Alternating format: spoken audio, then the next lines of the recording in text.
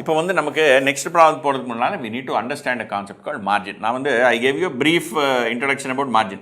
இப்போ நான் I'm going to get into slightly deeper aspect of margin. என்னதுன்னு சொல்கிறேன். இதில் என்னென்னா when you are entering into futures contract, ஞாபகம் வச்சுக்கோங்க, not forward. Forward is between two parties. Future contract is on an exchange. Future contractல நான் என்ன சொன்னேன், நடுவில் பெரிய ஆள் இருப்பான், எக்ஸ்சேஞ்ச், அவன் வந்து அங்கே இவங்ககிட்ட இந்த மார்ஜின் எடுப்பான், அடுத்த பார்ட்டி இன்னும் அதர் பார்ட்டி இந்த மார்ஜின் எடுப்பான், பையர் செல்லர் ரெண்டு பேர்ட்டு இந்த மார்ஜின் எடுத்துட்டு அவங்ககிட்ட வச்சிருக்குவான்.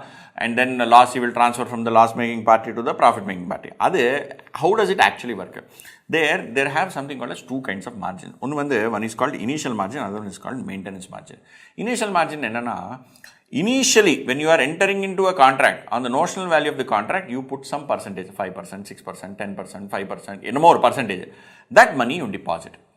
அந்த deposit பண்ணதுக்கு அப்புறம் that money you have already deposited and both parties will deposit.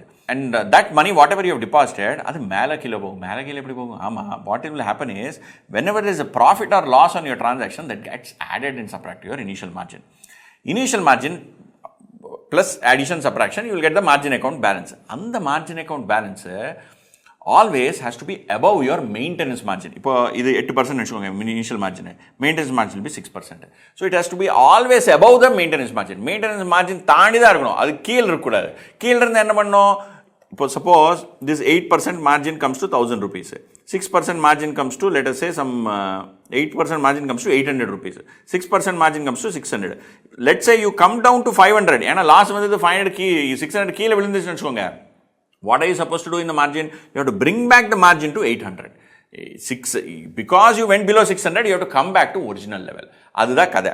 So initial margin is deposited at beginning of contract, higher percentage. Maintenance margin is to be maintained through the contract, lower than initial margin. But whenever there is a margin shortfall up to the maintenance margin level, no problem, you need not bring fresh money. ஒரு வாட்டி maintenance margin கீழே போச்சுன்னு வச்சுக்கோங்க, you have to bring in fresh money. And to what level? Up to initial margin level. இதுலையும் நம்ம இன்ஸ்டியூட்காரங்க ஒரு வழியில் சொல்கிறாங்க, நானும் அதே வழியில் தான் சொல்கிறேன். But that is not the way real market works. Okay, இது just because I want to tell you this, because you should know that the institute does not teach you this correctly. Okay, but அவங்களை பொறுத்த வரைக்கும் எக்ஸாமில் இப்படி தான் பண்ணணும். Okay, என்னன்னு சொல்கிறேன். I will take an example and explain. So இது ஒரு கொஸ்டின் பாருங்க. Price of Nifty March futures on a particular day was 9170. சரி, ஓகே, என்னம்மா, the minimum trading lot of Nifty futures 50, அது நமக்கு தெரியும். The initial margin is 8, maintenance margin 6, அது இப்போ தான் சொன்னேன். The index closed at following levels on 5 days. Compute MTM and net P&L. இப்போ இது என்னது, செட்டில்மெண்ட் ப்ரைஸ் 9380, 9520, 9100, 8960, 9140. இது என்ன ப்ரைஸ்? ஸோ அவன் என்ன சொல்கிறான், index close at following levels. Okay, so is this the spot or forward? இந்த கொஸ்டின் பொறுத்த வரைக்கும் ஸ்பாட். ஐடியலாக you take forward prices. Okay, you don't take spot prices. அவன் இந்த கொஸ்டினில் ஸ்பாட் தான் கொடுத்துருக்கான். So will take spot settlement price closing சொல்லியிருக்கான். அவன் 5 ப்ரைஸ் கொடுத்துருக்கான். இப்போ இந்த 5 ப்ரைஸ் வச்சுட்டு அவன் என்ன சொல்கிறான், create the margin account. Okay, create the margin movement, அதெல்லாம் சொல்கிறான். இதில் இன்னொரு வேர்ட் யூஸ் பண்ணுவாங்க, மார்க் டு மார்க்கெட்னு, MTM அப்படின்னு என்னன்னு சொல்கிறேன். First let us see the problem. நடுவில் when it comes in 5 நிமிஷத்தில் வந்துடுவாங்க, அப்போ உங்களுக்கு எக்ஸ்பிளைன் பண்ணுறேன். Day 1 செட்டில்மெண்ட் ப்ரைஸ் எவ்வளோ, 9170. இவன் என்னைக்கு வாங்குறான், இவன் வாங்க 9 ஃபியூச்சரு 9170 தான். ஸோ Day 1, Day 0, இது Day 1 கிடையாது, Day 0 9170 சும்மா எடுத்து விட்டேன் நான். 9170 இன்ட்டு அவன் லாட் சைஸ் எவ்வளோ சொன்னால் 50, 25, 50 into 50. This is one nifty ஃபியூச்சர்ஸோட ஒரு நிஃப்டி ஃபியூச்சர்ஸ் கான்ட்ராக்டோட நோஷனல் வேல்யூ வந்து 4,58,500. அதுக்கு மேலே 8% போட்டால் 36,680. ஸோ நீங்கள் வந்து யூ ஹவ் டு டிபாசிட் 36,680. அந்த டே 0னா பீரியட் 0. அதில் வந்து இன்றைக்கி தான் இப்போ தான் ஆரம்பிச்சிங்க, இன்னும் மார்க்கெட் ஓப்பன் ஆகலை, நீங்கள் பண்ணியிருக்கீங்க. க்ளோசிங் மார்ஜின் எவ்வளோ, ஓப்பனிங் அதுதான், க்ளோசிங் அதுதான், ஒன்றும் இருக்காது. இனி மினிமம் மார்ஜின் ரிக்வயர்மெண்ட் எவ்வளோ, இது 8%னா டிவைடட் பை 8 இன்டூ 6. ஸோ 27,510, ஏன்னா 6%. So 27,510 you should always maintain. இப்போது இது மார்ஜின் ஷார்ட்ஃபால் கிட்ஃபால் இன்னும் வரல இன்னும், ஏன்னா Day 0 தான், இன்னும் ஒன்றும் வரல. ஸோ Day 1 என்ன ஆக போகுது, index has gone up to 9380. So மேலே போச்சு. நீங்கள் என்ன பண்ணீங்க, price of Nifty on a particular day, minimum so and so, you have bought Nifty long. So Nifty long futures or Nifty futures long. Nifty futures long. What you have done is long. இது நம்ம வந்து காமிக்கிறது உங்களுக்கு லாங்குக்கு. லாங்கில் என்னாச்சு, the price has gone to 9380. நீ வந்து super ஆளுப்பா, நீ 9170 வாங்குறேன்னு சொன்னேன், ஆல்ரெடி 9380 மேலே போச்சு, நீ கில்லாடி, உனக்கு 200 ரூபாயா எவ்வளோ, அது 210 points is the gain for you. இப்போ இந்த 210 பாயிண்ட்ஸ் இஸ் த கெயின். என்ன ஆக போகுது? Exchange will move the gain to you from loss making party. எவ்வளோ காசு வரும்? 210 into 50. ஏன்னா லாட் சைஸ் 50. 210 into 50 10,500. உன்னோட மார்ஜின் அக்கௌண்ட்டில் பேலன்ஸ் ஒரிஜினலாக 36,000 இருந்துச்சு. இப்போ இந்த 10,500 ப்ளஸ் 36,680 போட்டால் your margin account is 47,180. So in the concept, okay, in the concept where every day you recognize the profit and loss and move it to your margin account, that is known as marking to market. Marking to market. எதுக்கு marking to மார்க்கெட்னு சொல்கிறேன்? ஏன்னா அடுத்த நாள் நம்ம வந்து நமக்கு date என்னாச்சு? 9520. So 9520 வரப்போது we won't compare against our original rate of 9170. We will compare it against 9380. ஏன்னா we have taken all gains and losses till yesterday. So இப்போ நம்ம கணக்கு போடும்போது we have to compute from yesterday. So 9520 9380 எவ்வளோ? 140. சூப்பர்டா, நீ இன்னொரு 140 கெயின். So 140 into 50 7,000 gain. 7,000 உன்னோட மார்ஜின். ஓப்பனிங் பேலன்ஸ் எவ்வளோ? நேற்று க்ளோசிங் பேலன்ஸ் 47,180. அது இன்னைக்கு ஓப்பனிங். அது 7,000 ஆட் பண்ணால் 54,000. சரி, உங்களோட மார்ஜின் மட்டும், மெயின்டெனன்ஸ் மார்ஜின் மட்டும் கண்டினியூஸாக 27,500 இருக்குது. Okay, next, that is an independent number. That is not your margin account total. Margin account total வந்து உங்க initial margin போடுறது, அப்புறம் gains, losses எல்லாம் ஆட் பண்ணி closing margin வருது. Maintenance margin number is an arbitrary number kept by the side for you to check whether your margin account balance is higher or lower than the maintenance margin. சரியா? So இப்போ அடுத்த நாள் என்னாச்சு? போச்சு 9,100. நீ வாங்குறேன்னு சொன்னீங்க, 9520 நேற்று போச்சு, இன்னைக்கு 9100, 420, செக்ஷன் 420 கீழே வந்தது. 420 into 50 எவ்வளோ லாஸ்? 21,000. ஆடா பாவி. ஸோ 54,180 அன்றைக்கி ஓப்பனிங் பேலன்ஸு, மைனஸ் 21,000 போட்டால் 33,180. இப்போ 33,180 is it greater than maintenance margin of 27,510? Of course. So maintenance margin மேலே இருக்கு. So do you have to do anything? No, you are still above the water. Head is above the water. So ஒன்றும் பண்ண தேவையில்லை.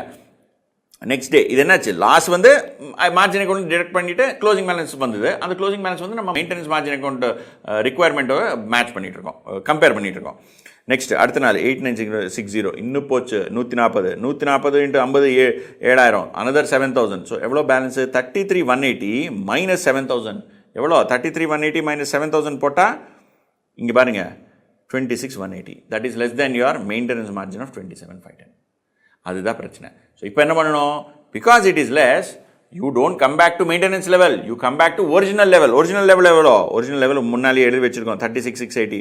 So 26,180 minus 36,680 difference பண்ணால் you have to bring in 10,000. புது காசு நீ எடுத்துகிட்டு வரணும். நீ எடுத்துகிட்டு வரலன்னு நினச்சிக்கோ, என்ன பண்ணுவாங்க இவங்க? கால் வந்தது, நீ கால் ஆனர் பண்ணல அப்படின்னா காசு கேட்டிருக்கான், நீ கொடுக்கல காசு, அவன் என்ன பண்ணி போகிறான்? ஸ்டாக்கை விற்றுட்டு ப்ராஃபிட்ஸ் ஏதாவது இருந்தால் அதான் உங்களுக்கு தருவான். லாஸ் இன்னும் they will ask you to பேர் losses. So they will close out the position. இன்னைக்கே close out பண்ணிவான். He will not allow you to continue this position. Okay, so you bring in 10,500. அப்போ திருப்பி எங்கே வரும் level?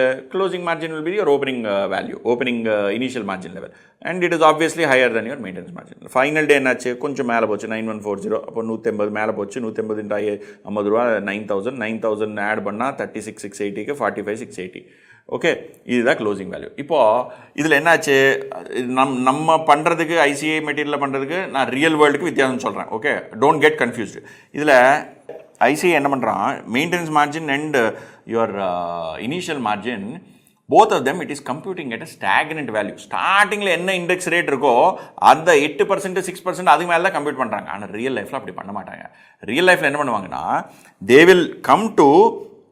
they will compute that on everyday's price, everyday's closing settlement price மேலே into 50 ரூபா into போட்டு into 8% into 6% அப்படி compute பண்ணுவாங்க. நமக்கு ஐசிஏ மெட்டீரியல் அப்படி பண்ணல. நிறைய எக்ஸாமில் அவன் இப்படியே கொடுத்துருக்கான். இது வந்து very very sad that they've not change there position. Okay, இது வந்து ரொம்ப இட் இஸ் வெரி இன்சல்ட்டிங் என கேட்டால். ஏன்னா இந்த மாதிரி எல்லாம் கற்றுக் கொடுத்தா இப்போ வெளியே போனதுக்கப்புறம் ஸ்டூடெண்ட்ஸ் என்ன பேசுவாங்க? So but as for exam is concerned, take stagnant or static values of initial margin and maintenance margin. Real world, those numbers change based on everyday's value. இப்போ நமக்கு everyday value என்ன? 9170 first day, அதுக்கு மேலே into 50 போட்டு 8% 6% போட்டோம் இல்லை. Second day you should compute that based on 9380. 9380 into 50 into 8%, அதுதான் should be your higher level of margin, initial margin, and maintenance margin should be 6%. அந்த 6%க்கு நீங்கள் வந்து கீழே போனால் அப்போ அந்த நாளைக்கு இருக்கிற இனிஷியல் மார்ஜின் லெவலுக்கு நீங்கள் வரணும். ஓகே, அதுதான் லாஜிக். இப்போ இதில் இவன் என்ன கேட்பான்? வாட் இஸ் ஓவரால் கெயின் லாஸுங்கிறான். ஓவரால் கெயின் லாஸ் வந்து 2-3 வழியில் 2-3 வழியாக பார்க்கலாம். ஃபஸ்ட்டு 9170 பை பண்ணிடுங்க, க்ளோசிங்கு 9140. அட பாவி, I agree to buy at 9170, now market is 9140, 30 ரூபா போச்சு, 30 into 50 1500. That is your loss. அதுதான் one kind of a loss. இது this is one kind of loss. Second loss என்ன? க்ளோசிங் மார்ஜின் அக்கௌண்ட் பேலன்ஸ் இருக்குது இல்லையா, margin account opening 36,680, closing 45,680. எவ்வளோ மேலே போச்சு? 45,680 மைனஸ் 36,680, 9,000 மேலே போச்சு. ஓ 9,000 கெயினா? இல்லைடா, நமக்கு 10,500 நடுவில் போட்டிருக்கோம். So 9,000 gain is after further investing 10,500. So minus 10,500 போட்டால் யுவர் லாஸ் இஸ் 1,500. அது செகண்ட் வழி. ஓகே, அப்புறம் I think these two are sufficient. இந்த ரெண்டு வழியில் நம்ம பார்த்தா we figure out that your loss is 1,500. அதுதான் கேள்வி.